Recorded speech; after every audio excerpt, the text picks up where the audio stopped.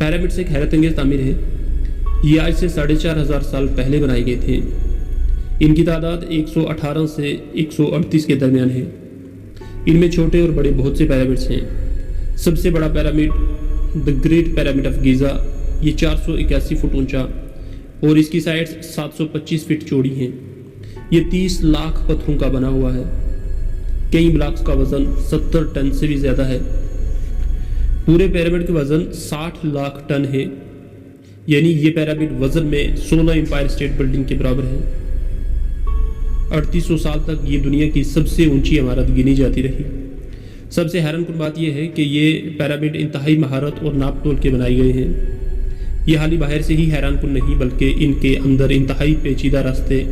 خفیہ چیمبرز بنے ہوئے ہیں جو بہت ہی سخت چٹانوں کو توڑ کر بنائے گئے ہیں۔ پتھر اتنی باریکی اور مہارت سے لگائے گئے ہیں کہ ایک سر کے بال جیسی پتلی چیز بھی ان کے اندر نہیں گھس سکتی۔ اب سوچنے کی بات یہ ہے کہ 4500 سال پہلے جب نہ پہیہ تھا، نہ جدید سائنسی آلات تھے، نہ ہی کوئی جدید ریاضیاتی معلومات تھیں، نہ کوئی جدید فارمولاز تھے، نہ وزن اٹھانے والی کرینز تھی، کیسی یہ عظیم الشان عمارت تعمیر کر لی گئی؟ اتنے بھاری پتھر کیسے اور کون اتنی اونچائی تک اٹھا کر لے گیا؟ اور کیسی اتنی مہارت اور اتنی باریکی سے بغیر کسی غلطی کے لگاتا گیا؟ خواتین حضرات، ان کی تعمیر سے متعلق ایک عام تصور جو لوگوں کے ذہنوں میں پایا جاتا ہے وہ یہ ہے کہ اس کی تعمیر 5000 سال قبل فرعون خوفو کے عہد میں شروع ہوئی اور 1 لاکھ سے زیادہ مزدور درختوں کے رولوں پر بڑے بڑے پتھر رکھ کر رسیوں کی مدد سے کھینچتے ہوئے یہاں لا دے۔ مگر اس تصور کو ماننے میں بعض کا باتیں بھی ہیں۔ اول یہ کہ صرف غزہ کے اہرام کی تعمیر میں 30 لاکھ کے قریب گرینائٹ کے پتھر استعمال ہوئے ہیں، جن کا وزن 6.2 ٹن سے لے کر 70 ٹن تک ہے۔ گرینائٹ کے پتھروں کو بغیر کسی سٹین لیس اسٹیل کٹر یا لیزر ٹیکنالوجی کے کاٹنا ناممکن ہے، اور پتھر کی سطح اتنی چکنی ہے جیسے چاندی کا ورق۔ اگر آج کے جدید ترین مشینریز کے ذریعے سینکڑوں میل دور آسمان کے پہاڑوں سے ٹنوں وزنی پتھر گرینائٹ کے بلاکس کاٹ کر فی دن 10 بلاکس کے حساب سے بھی لگائے جائیں تو مکمل اہرام کی تعمیر میں 385 سال لگیں گے۔ اور یہ بھی ظاہر ہے کہ کسی ایک فرعون کی عمر بھی اتنی نہیں تھی کہ وہ محض اپنے مقبرے کی تعمیر اپنی موت سے 385 سال قبل شروع کروا سکے۔ اس بات میں کوئی شک نہیں کہ موجودہ دور میں انسان سائنسی ترقی کی بدولت کہکشانی نظام سے روشناس ہو چکا ہے، سمندر کی تہہ اور پہاڑوں کی چوٹیوں میں کامیابی کے جھنڈے گاڑ رہا ہے، اور زمین کے بدن میں اور ستاروں سے آگے نئے جہانوں کی تلاش کے منصوبے بنا رہا ہے۔ یوں تو سائنس نے انسان کے سامنے کائنات کے حقائق کھول کر رکھ دیے ہیں، لیکن ہمارے ارد گرد اب بھی بہت سے ایسے راز پوشیدہ ہیں جن سے آج تک پردہ نہیں اٹھایا جا سکا، اور آج بھی اس کرۂ ارض پر بہت سے واقعات رونما ہوتے ہیں، اور کئی آثار ایسے موجود ہیں جو صدیوں سے انسانی عقل کے لیے حیرت کا باعث بنے ہوئے ہیں اور جن کے متعلق سائنس سوالیہ نشان بنی ہوئی ہے۔ انہی میں اہرام مصر بھی شامل ہیں، جو صدیوں سے ایک عام انسان سے لے کر دنیا کے بڑے بڑے سائنسدانوں کے لیے ایک پورے اسرائیلیت سے برآمدہ بن چکے ہیں۔ آج کی ویڈیو میں ہم نئی سائنسی تحقیق کے نظر میں اور اسلام کی روشنی میں یہ جاننے کی کوشش کریں گے کہ یہ اہرام کتنے پرانے ہیں اور کیا واقعی یہ جنات کی تعمیر کیے ہوئے تھے یا ان کو کسی ٹیکنالوجی کی مدد سے بنایا گیا تھا، جبکہ مزید یہ بھی جانیں گے کہ جب سائنسدانوں نے ان کے اندر جھانکنے کی کوشش کی تو ان کے ساتھ کیا ہوا۔ خواتین حضرات، اپنی عجیب و غریب ساحت، حیرت انگیز خصوصیات اور پر اسراریت کے سبب آثار قدیمہ سے دلچسپی رکھنے والوں کے لیے اہرام مصر کشش اور تجسس کا باعث ہے، کیونکہ بڑے بڑے پتھروں کو اس عمدگی اور اس قدر بلندی پر جڑے ہوئے دیکھ کر ہر کوئی قدیم مصری تہذیب کے کاریگروں کو داد دیے بغیر نہیں رہ سکتا۔ انہیں دیکھتے ہی ذہن میں سب سے پہلا سوال یہ ابھرتا ہے کہ آخر اس نادر اور عجیب و غریب عمارت کو کیوں اور کس طرح تعمیر کیا گیا ہوگا، اور اسی سوال کے جواب کو جاننے کے لیے صدیوں سے ریسرچ جاری ہے، اور اس کے نتیجے میں جدید سائنسدانوں، فلسفیوں، آرکیالوجسٹ اور ماورانی علوم کے ماہرین نے اہرام مصر کی تعمیر کے مقصد کے بارے میں گزشتہ 200 سالوں سے بہت کچھ لکھا ہے، مگر آج بھی اہرام کے متعلق بہت سے سوالات جواب طلب ہیں۔ بعض ماہرین نظریات اہرام کو محض مقبرہ یا پھر معبد قرار دیتے ہیں، لیکن بعض مورخین کا خیال ہے کہ اہرام قدیم علوم کے محافظ ہیں، اور انتہائی ہولناک تباہیوں اور طوفانوں کے خطرے کے پیش نظر قدیم مصریوں نے اپنے علوم، کتابیں اور ایجادات احرام کے خفیہ کمروں میں محفوظ کر لی تھیں تاکہ انہیں محفوظ رکھ سکیں۔ خواتین حضرات، کچھ ریسرچر کا خیال ہے کہ احرام خلائی مخلوق نے تعمیر کیے ہیں تاکہ وہ دوسرے سیاروں سے رابطہ کر سکیں، یا پھر یہ علم نجوم کے لیے بنائی گئی رصد گاہ ہے، جبکہ بعض ماہرین کے مطابق احرام زلزلوں کو روکنے کا کام کرتے ہیں۔ اور چند مشہور سائنسدانوں کا یہ بھی خیال ہے کہ احرام دراصل پاور پلانٹ ہیں جنہیں قدیم ادوار کی ترقی یافتہ قومیں توانائی کے حصول کے لیے استعمال کرتی تھیں، لیکن یہ توانائی شمسی تھی یا کرسٹل انرجی یا پھر کاسمک ریز۔ اس حوالے سے تحقیق ابھی جاری ہے۔ معزز دوستو، یاد رہے کہ ان احرام کے بارے میں سب سے پہلا ذکر ہمیں یونانی تاریخ داں ہیروڈوٹس کے کرتے ہوئے نظر آتے ہیں، جس نے تقریباً 450 برس قبل مسیح میں مصر میں قدم رکھا اور وہاں کے لوگوں کو بطور گائیڈ ساتھ لے کر احراموں کا معائنہ کیا، اور گائیڈز کے علم کے مطابق ہی اس نے اپنی کتاب لکھی۔ ہیروڈوٹس کے مطابق تقریباً 1,00,000 مزدوروں اور کاریگروں نے مل کر 20 سال کے عرصے میں خوفو کے احرام کی تعمیر مکمل کر دی تھی۔ یہاں ہر وقت 20,000 مزدور کام کرتے رہتے تھے، جبکہ ہر گھنٹے میں 2 سے 3 پتھر لگائے جاتے، اور اس طرح تقریباً 30 لاکھ پتھروں سے احرام کی عمارت معرض وجود میں آئی۔ خواتین حضرات، ان احرام سے متعلق احمد رضا خان فاضل بریلوی رحمۃ اللہ تعالیٰ علیہ کا نقطہ نظر یہ ہے کہ احرام کا بننا سب جنات کی کارستانی ہے۔ خلیفہ مامون رشید کے بارے میں کہا جاتا ہے کہ اسلامی دنیا کے وہ واحد بادشاہ تھے جن کو علمی اور تحقیقی کام کا شوق تھا۔ جب خلیفہ کو کچھ عجیب و غریب عمارتوں کا پتہ چلا، اور ساتھ میں یہ بھی کہ اس میں مصری بادشاہوں کو اپنے خزانوں کے ساتھ دفنایا گیا ہے، لہذا مامون رشید اپنے سینکڑوں تحقیقکاروں کو لے کر نکلا، اور آج کل جہاں ابو الہول کا مجسمہ ہے جو کہ اس وقت مٹی میں دب چکا تھا، اس کے اوپر پڑاؤ ڈالا، لیکن ان کو سخت مایوسی اس وقت ہوئی جب ان کو احرام میں داخل ہونے کا کوئی راستہ نہ ملا،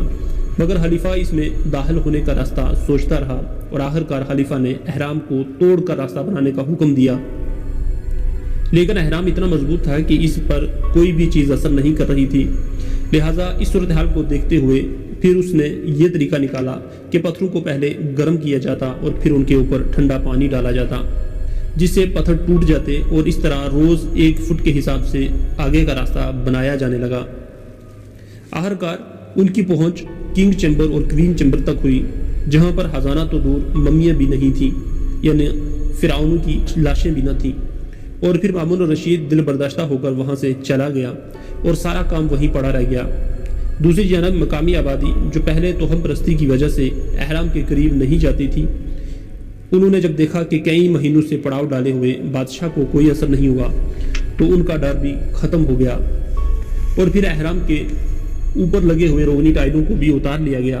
اور لوٹ مار کا ایک بازار سرگرم ہوا،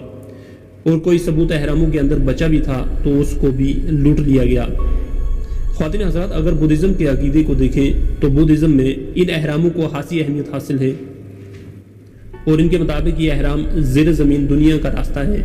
اور روحانیت کا مرکز ہے۔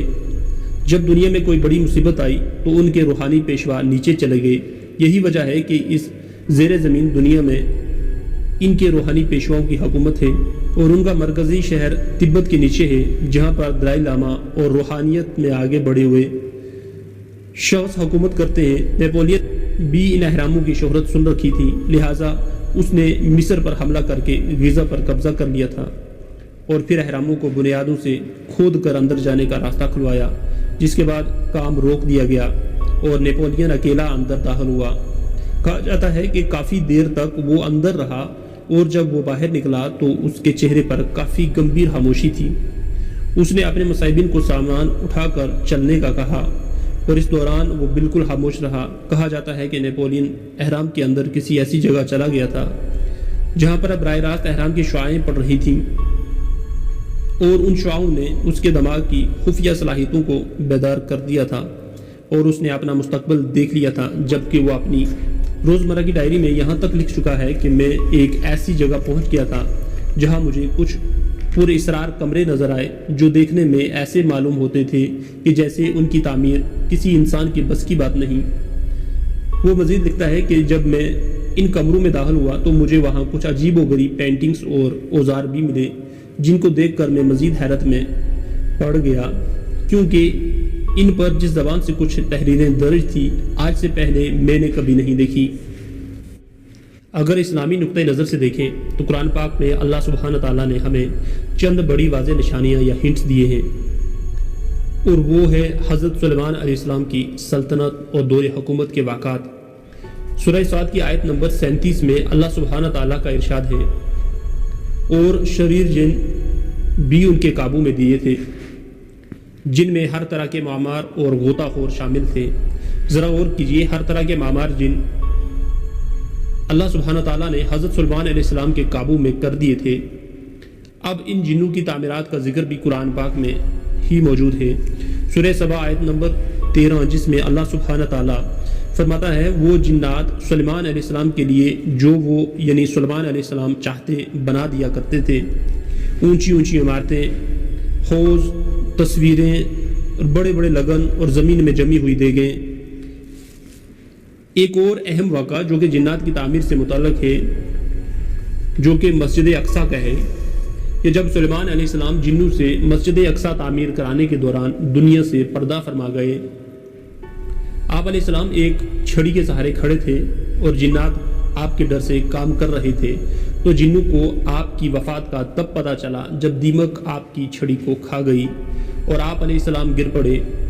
اب جہاں تک رہی بات احرام مصر کے بڑے بڑے لاکھوں ٹن وزنی پتھر اٹھانے کی، تو اس بات کا جواب بھی قرآن پاک میں سورہ نمل کی آیت نمبر 38، 39 اور 40 میں موجود ہے۔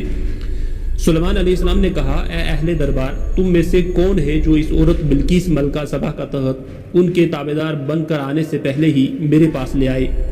ایک قوی ہیکل جن نے کہا،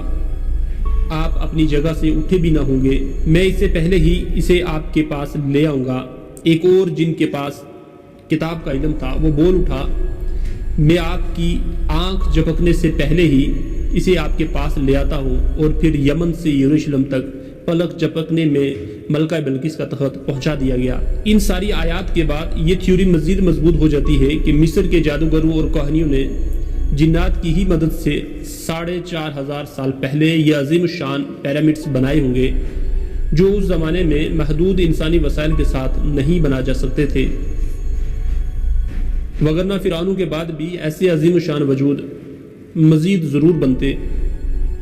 ضروری معلومات کی معزز دوستو، اگر آپ کو یہ ویڈیو پسند آئے تو اسے لائک اور سبسکرائب ضرور کیجئے، اور اپنے دوستوں کے ساتھ بھی ضرور شیئر کیجئے۔ پھر ملاقات ہوگی ایک نئی ویڈیو کے ساتھ، تب تک کے لیے اجازت دیجیے۔ اللہ حافظ۔